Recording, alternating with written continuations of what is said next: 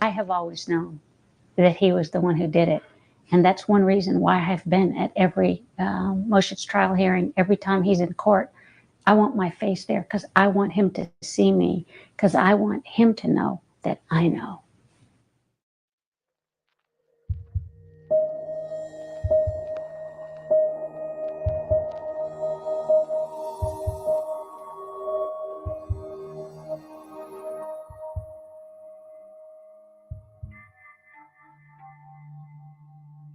"20-year-old Morgan Dana Harrington was born in Charlottesville, Virginia.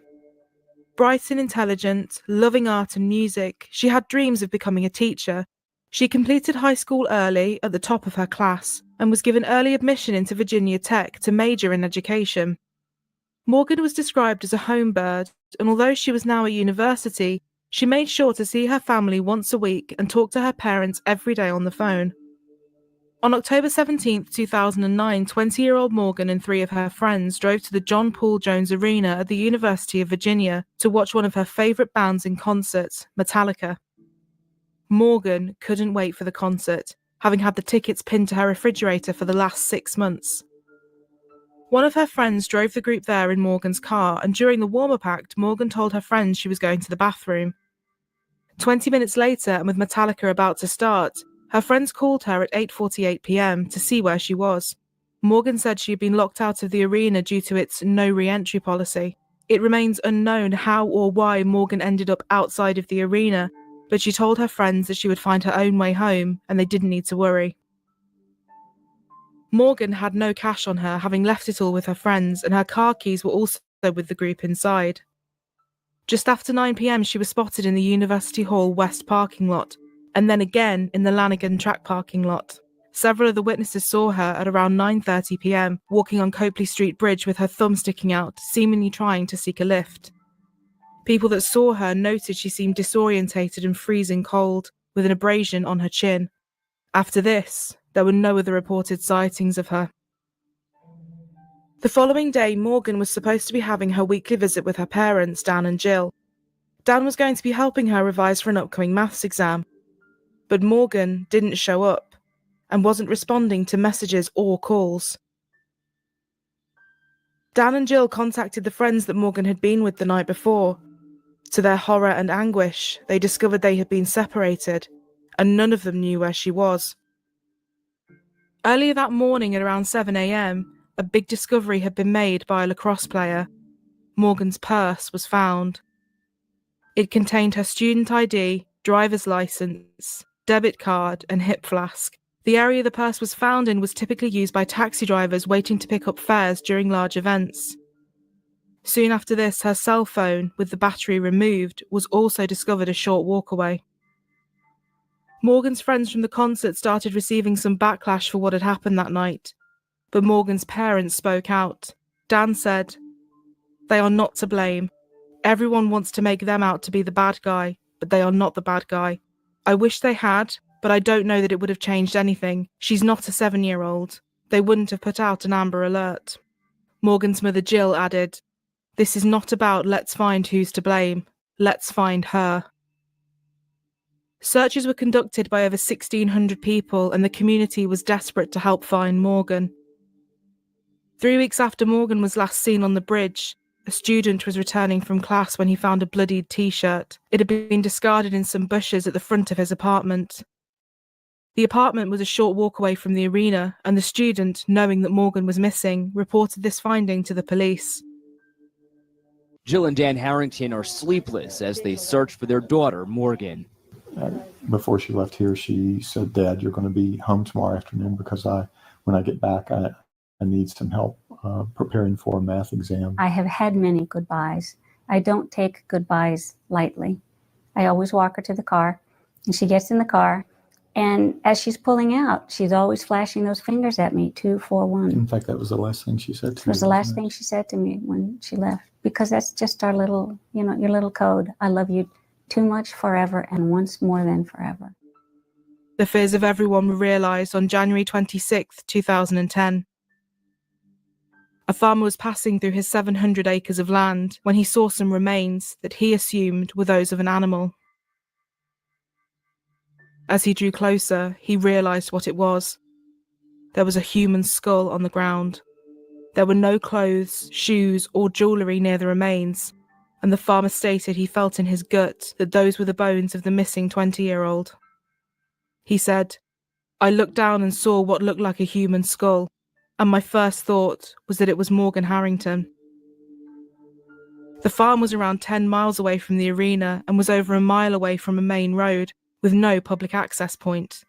The farmer's gut instinct was tragically proven right when it was officially confirmed that after 3 months of searching, they had found the remains of Morgan Harrington. Morgan's father, Dan, would find out about the discovery via a reporter that had phoned him asking for a statement. Due to decomposition, an exact time and cause of death were unable to be determined. The autopsy listed her cause of death as homicidal violence of undetermined origin. Her bones were shattered, and her parents said they believed she had suffered immensely in her last moments. She endured a fracture on her upper left arm, 2 rib fractures, and a skull fracture. Morgan's mother Jill also confirmed that her daughter had been raped. A few months later, the shirt that was found outside of the apartment block was confirmed to be the shirt that Morgan had been wearing on the night she had last been seen. It wasn't long before the police announced they had made a big break in the case. DNA evidence had been recovered from her shirt, and it matched a cold case from 2005. 5 years before Morgan was murdered, a lady identified only as RG had reported to police that she had been horrifically beaten and sexually assaulted. RG was 26 at the time and living in Fairfax. On September 24, 2005, she was walking back from a local grocery store at around 8:30 p.m. When she reached the stairs of her home, someone grabbed her from behind and carried her to a patch of grass at the end of her neighbourhood. Her head was then slammed off the ground and she was punched in the face. The attacker then started to choke and sexually assault her. She cried out for help, but her attacker told her that he would kill her if she screamed again. He said she needed to let him do what he wanted, and then he would let her go. At some point, she lost consciousness, and when she regained it, she saw a car's headlights. The attacker ran away, leaving RG on the ground. The man that got out of the car ran to help RG and then attempted to find the attacker, but to no avail. After the assault, she completed a rape test kit. RG also had DNA under her fingernails, but this did not match anyone in their database. Terrified and fearing for her life, RG returned to her home country of India, and sadly, the case went cold. RG said of the attack, "You're thinking this is a bad dream, and this is not happening to you. I was black and blue. My nose was bleeding. I had trouble walking. Everything was hurting." Over the coming year, RG said she spent days unable to get out of bed. You're suffering, so you don't want to get up. You find yourself in this vicious cycle of self-hatred. Following the link between the DNA found on Morgan's t-shirt and under RG's fingernails, police were now able to release a composite sketch of the man behind both attacks. James Hetfield of the band Metallica released a video appealing for any more information. Hi, I'm James of Metallica. Back in 2010, our band offered $50,000 to help catch the person responsible for murdering Morgan Harrington. Since that time, authorities uncovered new evidence linking her killer to a similar assault on a woman in Virginia. If you've seen the person in this sketch or have any information about this case or any others, please contact your local police or submit your information online. Up to $150,000 was offered as a reward, with the band Metallica putting in $50,000 themselves. But it would be a further 5 years until the 2005 and 2009 cases of RG and Morgan Harrington were finally solved, and tragically, another life would be taken. 18-year-old Hannah Elizabeth Graham was a British-American second-year college student studying at the University of Virginia. Born in Reading, England in 1996, she moved with her family to Virginia at the age of 5. She was a talented athlete and high-achieving student. On the night of September 12, 2014, Hannah attended 2 parties. She and some friends headed off at around 11 p.m. to go to the first party of the night. After bumping into another friend at this party, Hannah and this friend left together to head to another gathering. However, Hannah was not at this party long before she told people she wanted to leave, saying she felt unwell. According to some sources, Hannah was very intoxicated by this point. A friend offered her a lift home, but she declined and headed off herself on foot. At around 1:20 a.m, Hannah sent a text message to a friend saying she was lost and trying to find her way to another party. But after this, no one heard from her.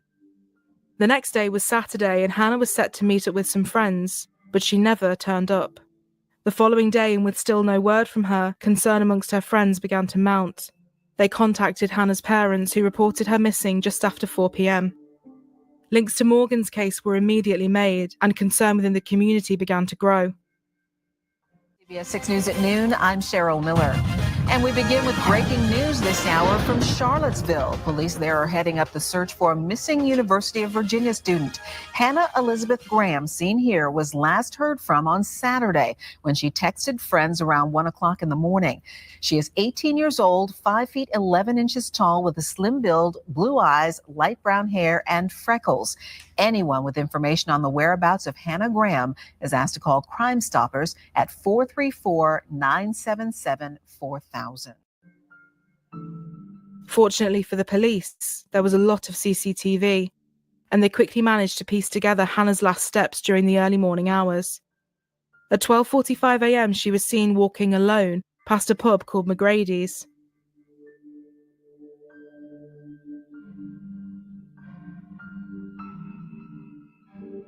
Ten minutes later, Hannah was spotted again running past a Shell gas station. At 1:06 a.m, Hannah was captured at Sal's Pizza on East Main Street. At some point, a man was spotted following behind Hannah. During the investigation, he told police he was following her because she seemed distressed and he wanted to make sure she was safe. Further analysis of the same CCTV picked up something else of interest. Hannah was now being closely followed by another man. This man was originally on the opposite side of the mall. He then crossed over and started walking behind Hannah.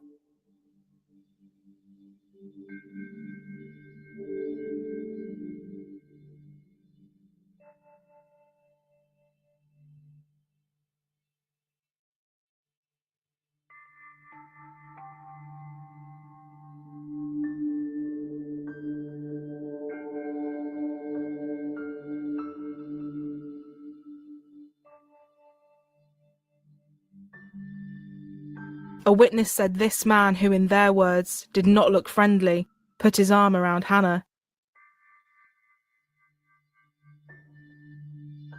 He then took her to the bar Tempo and bought her a drink. Later, the same man was seen standing by an orange car with Hannah, and she could be overheard saying, "I am not getting into that car with you." And then at 1:20 a.m, she sent the text to a friend saying she was lost. The man spotted in the surveillance footage was officially declared a person of interest on September 20th. Morgan Harrington's mother, Jill, knew the pain the Graham family were going through all too well and offered her support. For Hannah, bringing back painful memories for Morgan Harrington's family. The 20-year-old college student was abducted and murdered in Charlottesville in October 2009. Joining us now, Morgan's mother, Jill Harrington, founder of Help Save the Next Girl. Jill, good morning. Good morning. You know, you lived this nightmare yourself, and you've been living it for so long. You had to be heartbroken to hear that here we go again, it looks like. Yeah, there's so many young women from our part of the country, our part of Virginia, missing and or murdered just since Morgan was killed. And it is gut-wrenching to think that another family is going through that anguish. We just are sick about it. It's unfathomable. Dan and I keep looking at each other and thinking, how did we get through it? And then we realize we're not through it. You never get through it. It never goes away. And I hate to think that Hannah's family has that path ahead of them for the rest of their lives. We really are hoping the community can band together, give more information, and we can have a good resolution for the Graham family. We're praying for that. The man in the CCTV turned out to be a 32-year-old nursing assistant and occasional taxi driver, Jesse Matthew Jr. The same night Hannah went missing, Jesse had been seen lurking in different bars, approaching various women and behaving inappropriately. police conducted a search of Jesse's home and took several items to be examined. On September 21st, Jesse visited a Charlottesville police station and spoke briefly with officers before asking for a lawyer.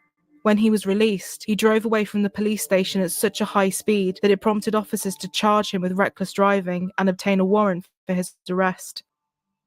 Hundreds of volunteers were helping Hannah's family and the police search for her.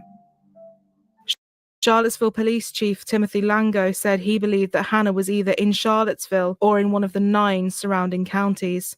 He asked property owners to search for her on their land.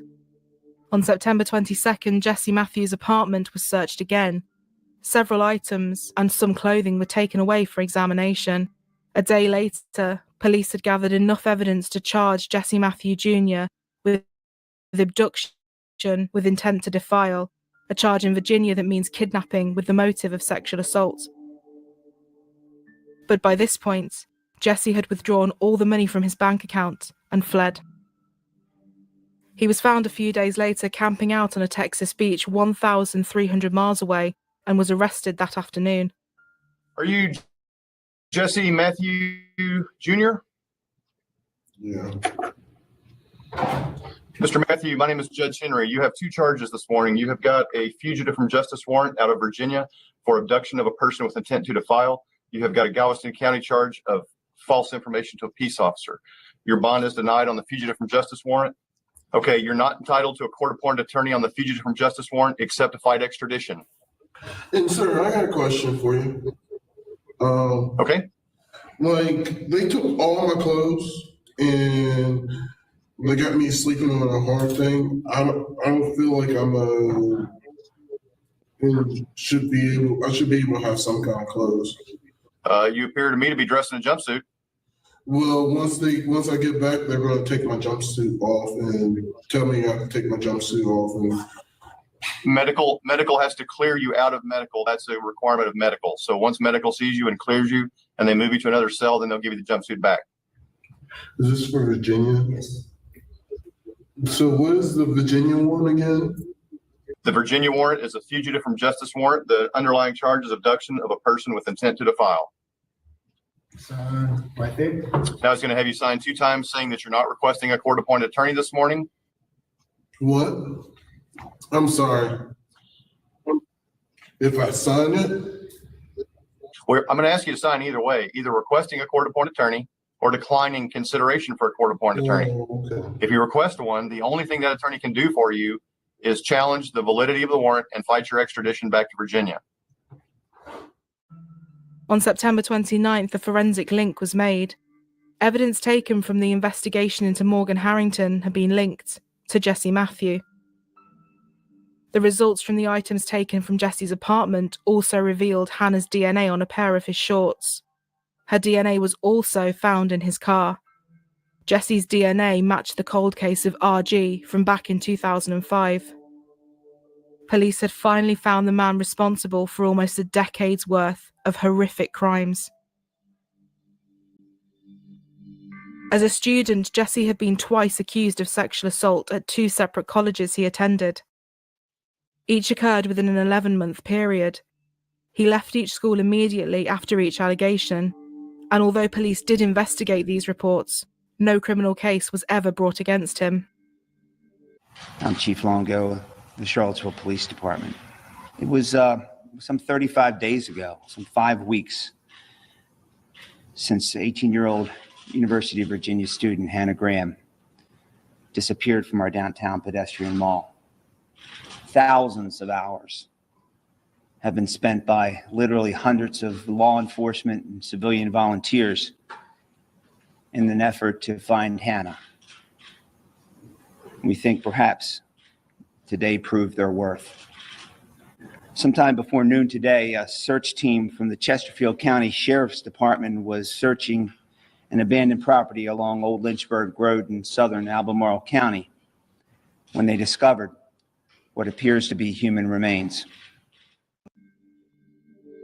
Tragically, 6 days after this conference, these remains were positively identified as Hannah Graham.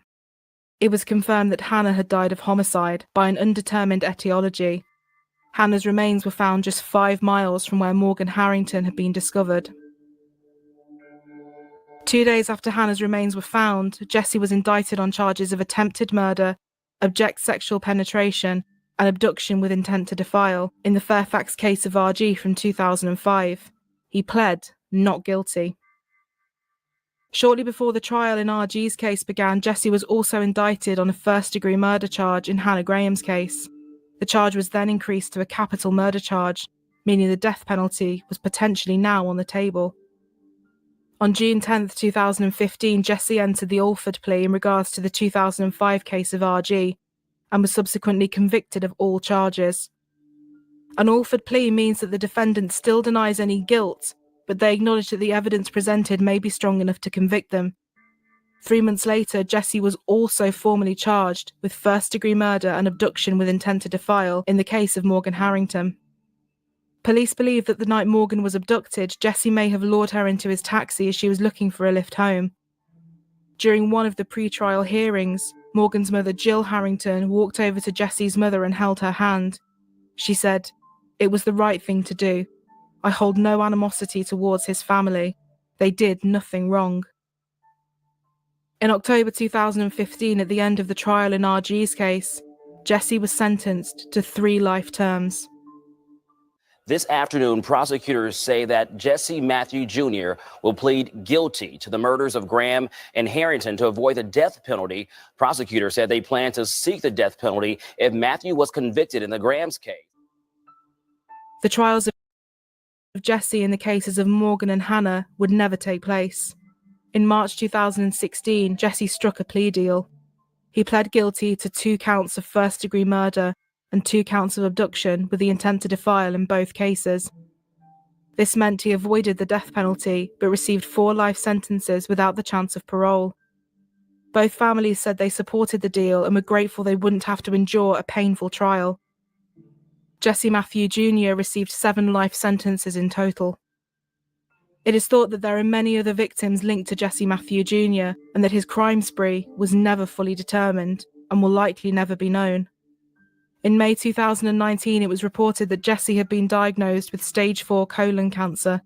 He transferred prisons to begin treatment, and both the Harrington and Graham families were notified of the transfer. Help Save the Next Girl is a national non-profit organisation set up by Jill and Dan Harrington. It is committed to being a presence on campuses, in clubs, and in violence prevention forums across the country. It develops relationships with the media and law enforcement to help spread awareness and information about cases. They also provide outreach support to victims' families. John Graham, Hannah's father, said, "Hannah's enduring gift to all of us is that she enabled this wicked man to be apprehended and convicted. She did change the world, but at a terrible price."